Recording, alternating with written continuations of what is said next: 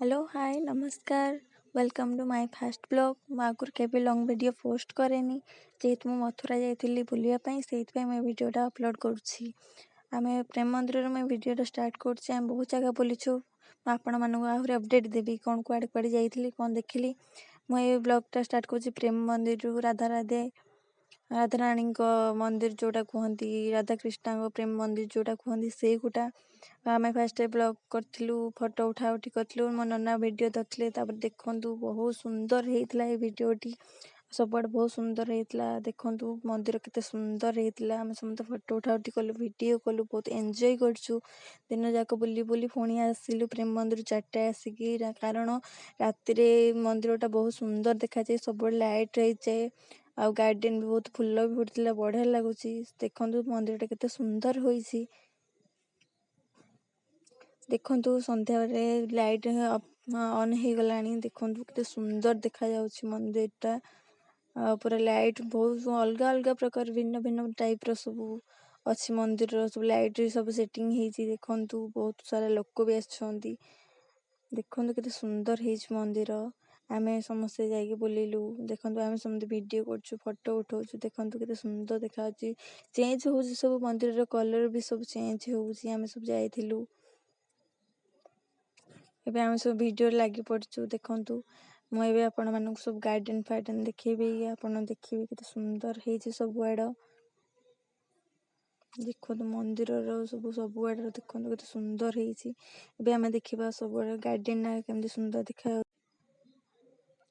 देखो मंदिर देखो गार्डन टा केते सुंदर देखा सब गाय राधा कृष्ण अछंती भिन्न भिन्न प्रकार सब अछंती सब सजावट भी बढ़िया होइथिला आम बहुत एंजॉय करछु देखो केते सुंदर होइछि गार्डन टा देखो बढ़िया बढ़िया फुल भी फुटी आम देखिए वीडियो भी करूँ मैं ये आपण मान सहित सेयार कली आपण मैंने भी देखिए प्रेम मंदिर केते सुंदर होइछि आपण मैंने भी जाकि बुलिकी आसबे देखिए आहरी अच्छे आगु को देखिए भितर भी बहुत बहुत बड़ झुमर भी लगी देखु भितर माहौलटा भी देख प्रेम मंदिर भीतर बड़ झुमर लगी सबड़ राधाकृष्ण को भी पूजा करा जाए देखो केते सुंदर होइछि केते भितरटा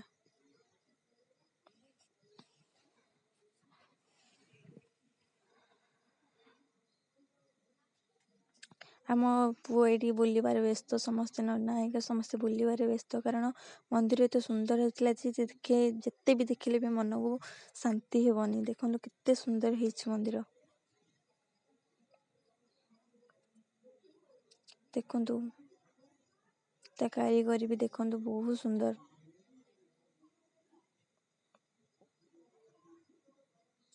देखु भगवान भी आम देखिए राधा कृष्ण एबे आम ऊपर को जाऊँ देखु ऊपरटा भी भल जेहेतु बहुत गहली थी भलसे वीडियो भी कर पारिनी देखु भीतर बहुत केमती सब सजावट होती सब मूर्ति अच्छी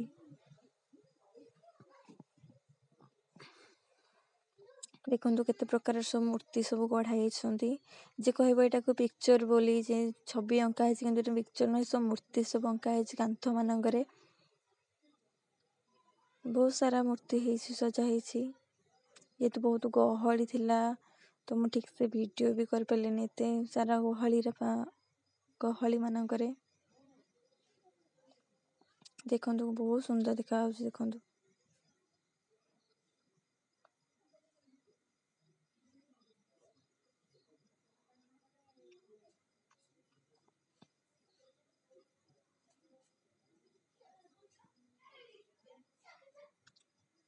देखु केते गहली आम ठीक से जापारे देखु ठाकुर को देखु राधाकृष्ण ये पूजा पाऊँ देखु केते सुंदर से देखा प्रेम मंदिर राधाकृष्ण पूजा होती समस्ते समस्ते कहते राधे राधे देखु सीसीटीवी भी लगी पूजा होती राधाकृष्ण देखु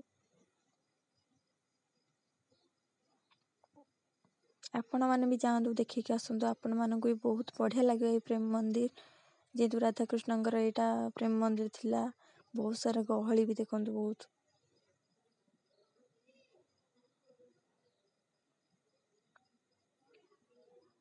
देखु केते बड़े कारीगरी सब देखु होइछि देखु केते सब होइछि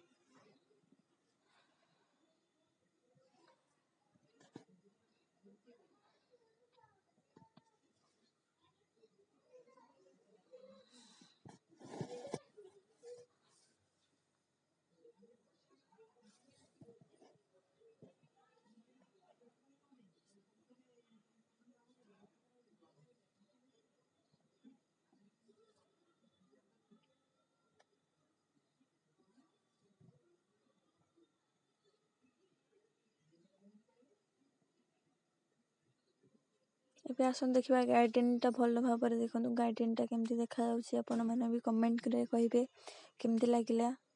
ଦେଖନ୍ତୁ କେତେ ସୁନ୍ଦର ହେଇଛି ଗାର୍ଡେନ। ବହୁତ ସାରା ରାଧାକୃଷ୍ଣଙ୍କର ମୂର୍ତ୍ତି, ବହୁତ ସାରା ଫୁଲ ରାଧେ ରାଧେ ବି ଲେଖା ହେଇଛି। କେତେ ସୁନ୍ଦର ହୋଇଛି ଦେଖନ୍ତୁ।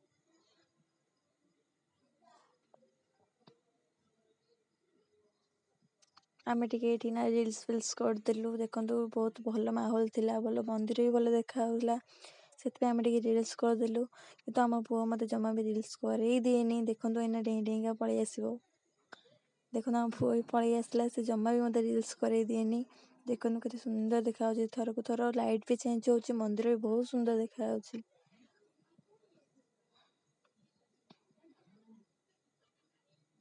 ଆପଣମାନଙ୍କୁ ବି ମନ୍ଦିର ବହୁତ ଭଲ ଦେଖାଯାଉଥିବ, ବହୁତ ଭଲ ବି ଲାଗିବ। ଆପଣମାନେ ବି ଯାଇକି ବୁଲିକି ଆସନ୍ତୁ। ଦେଖନ୍ତୁ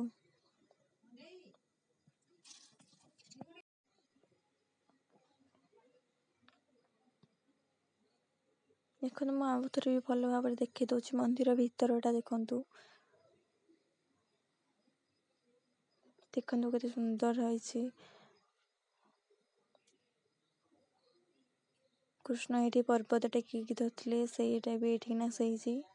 ଦେଖନ୍ତୁ ମୋ ଦିଦି ଏଇଠିକିନା ଟିକେ ଭିଡ଼ିଓ କରିଦେଲା, କାରଣ ମୁଁ ବହୁତ ସାରା ଭିଡ଼ିଓ କରି କରି ଥକି ପଡ଼ିଥିଲି। ସେଥିପାଇଁ ମୋ ଦିଦି କହିଲି ମୋର ଟିକେ ଭିଡ଼ିଓ କରିଦେ ବୋଲି। ମୁଁ ଏଠି ଥକିକି ବସିଯାଇଛି। ମୋ ଦିଦି ସବୁଆଡ଼େ ଭିଡ଼ିଓ କରୁଛି, ତା ନିଜର ଭିଡ଼ିଓ କରୁଛି।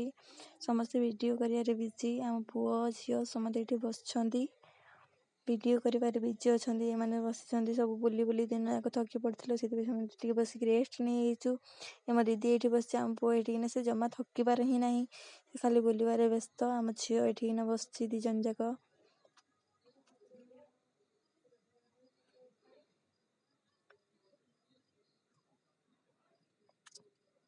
ଯିବା ଟାଇମ୍ ହେଇଗଲାଣି, କାରଣ ବହୁତ ଟାଇମ୍ରୁ ଆସିଲୁଣି। ସେଇଥିପାଇଁ ଆପଣମାନଙ୍କୁ ଇଏ ମୋ ନନା। ଆପଣମାନଙ୍କୁ ଭିଡ଼ିଓଟା କେମିତି ଲାଗିଲା ଲାଇକ୍, କମେଣ୍ଟ, ସେୟାର, ସବସ୍କ୍ରାଇବ୍ କରିଦେବେ ପ୍ଲିଜ୍।